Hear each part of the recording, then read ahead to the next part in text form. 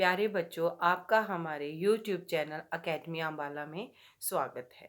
आज हम कक्षा 7वीं की पाठ्य पुस्तक वसंत बागधो का पाठ आश्रम का अनुमानित व्यय पढ़ेंगे, जिसे मोहनदास करमचंद गांधी जी ने यानी महात्मा गांधी जी ने लिखा है। और इन्होंने हमें यह बताने की कोशिश की है कि हम अगर कोई भी कार्य शुरू करते हैं तो हमें उसका बजट बना लेना चाहिए। बजट बनाने से क्या है, एक तो हमें यह पता चलता है कि इसमें हमारा खर्च कितना आएगा, कि हम उतना खर्च कर सकते हैं या नहीं।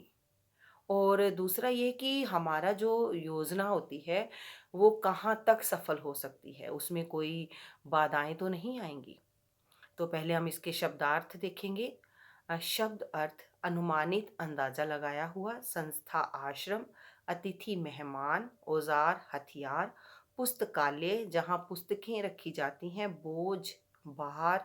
इंतजाम प्रबंध। चौका रसोई घर। शिक्षण, शिक्षा से संबंधित।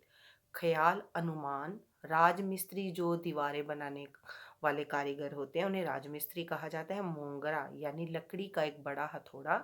बढ़ईगिरी, लकड़ी के काम करने की कला। अ, आइए चलो अभी हम पाठ का अध्ययन करते हैं। इसमें बताया गया है कि दक्षिण अफ्रीका से लौटकर गांधी जी ने अहमदाबाद में एक आश्रम की स्थापना की। तो उनके जो प्रारंभिक सदस्यों तथा सामान आदि का विवरण इस पाठ में है।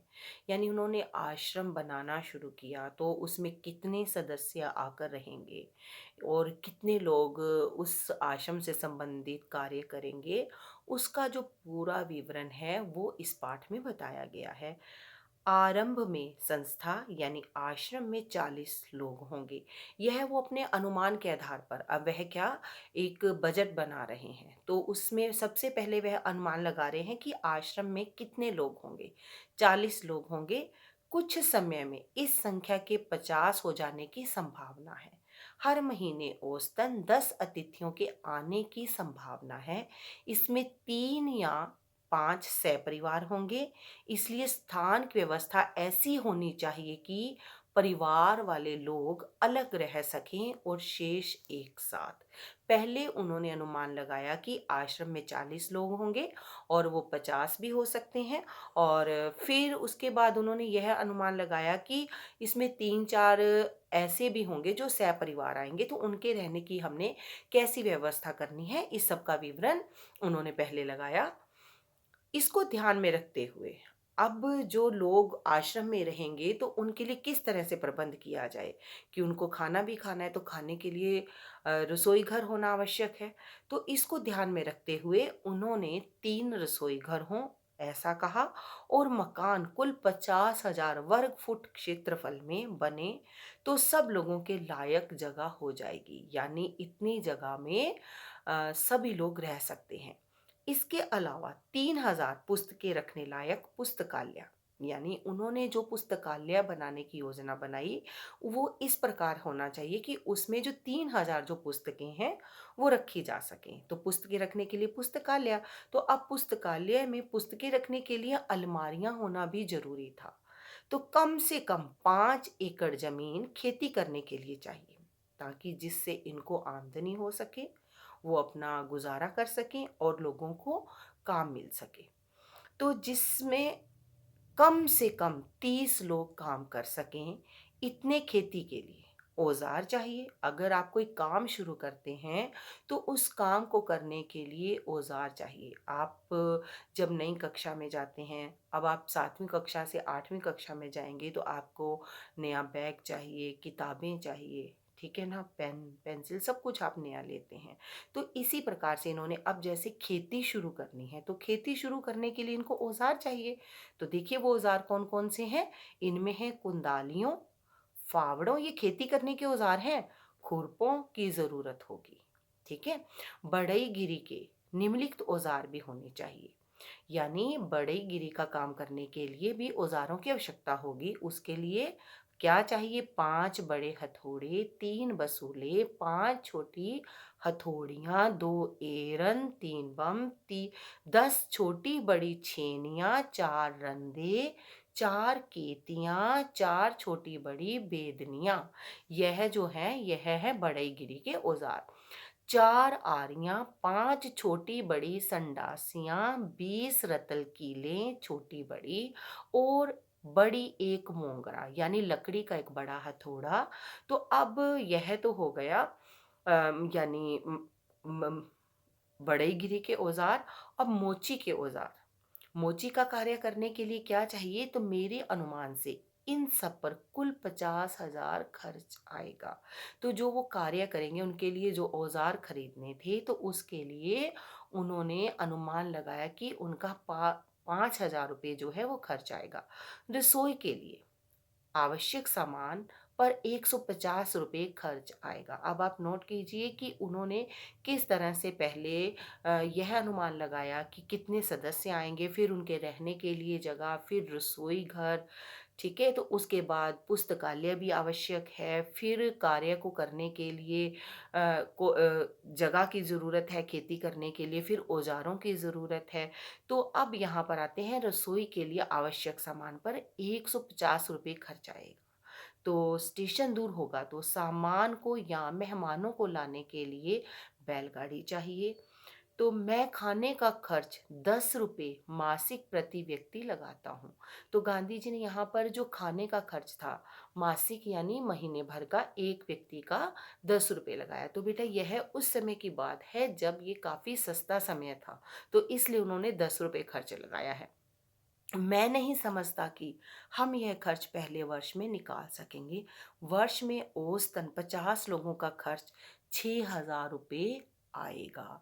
उन्होंने अब यह अनुमान लगाया कि पहले वर्ष यह खर्च वो नहीं निकाल सकते।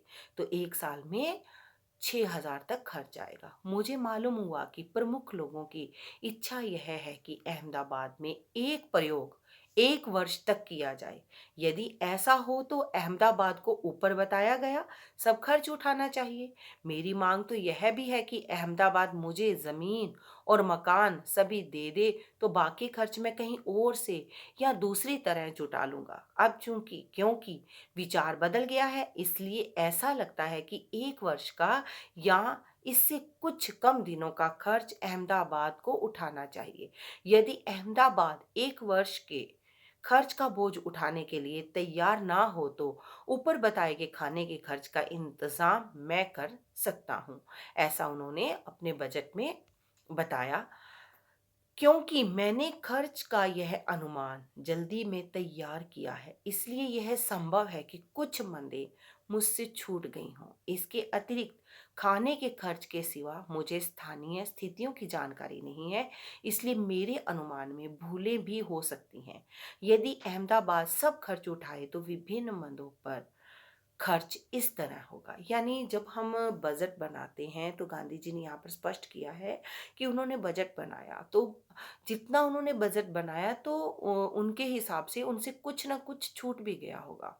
यानी और कई आवश्यकताएं हैं जो छूट गई होंगी, जो खर्च है और ज़्यादा भी आ सकता है।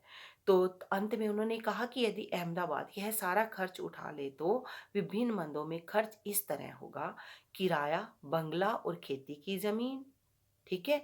किताबों की अलमारियों का खर्च, बढ़ई के औज़ार, मोची के औज़ार, चौके का सामान यानी रसोई घर का सामान, एक बैलगाड़ी या घोड़ा गाड़ी, 1 वर्ष के लिए खाने का खर्च 6,000 रुपया, यह उन्होंने अपने बजट में अनुमान लगाया।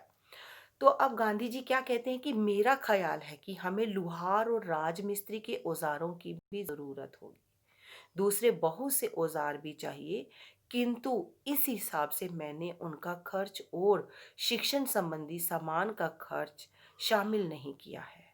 शिक्षण के सामान में 5-6 देशी हथकरंदों की आवश्यकता होगी, यानी जिससे सभी लोग आत्मनिर्भर बन सकें। तो उन्होंने कहा कि शिक्षा का कि उनसे यह मंदिर जैसे छूट गई हैं कुछ, तो जैसे उन्होंने पहले ही स्पष्ट किया है, तो उन्होंने कहा शिक्षण संबंधी जो सामान है वो अभी इन्होंने इसमें शामिल नहीं किया है। हथकरंदों की आवश्यकता है यानी हाथ से कपड़ा बनाने के लिए, जैसे कि आपको तस्वीर में दिखाया गया है। तो इस तरह से यह पाठ मुझे उम्मीद है आपको समझ आ गया होगा। आप सभी विद्यार्थी कोशिश करना एक बजट बनाने की। इस पाठ को स्पष्ट तरीके से समझने के लिए आप अपने घर का मासिक खर्च पता करें और किन-किन मंदों पर कितने रुपए खर्च होते हैं उसकी सूची तैयार करें। तो इस प्रकार से आप बजट बनाना सीखेंगे। आप कुछ भी नया कार्य शुरू करते हैं तो उसका हमें पहले अनुमान लगा लेना चाहिए कि हम इस काम को शुरू करेंगे, इस पर कितना खर्च होगा, तो वह जो कार्य है, वह हमारा बहुत अच्छे से होगा। धन्यवाद।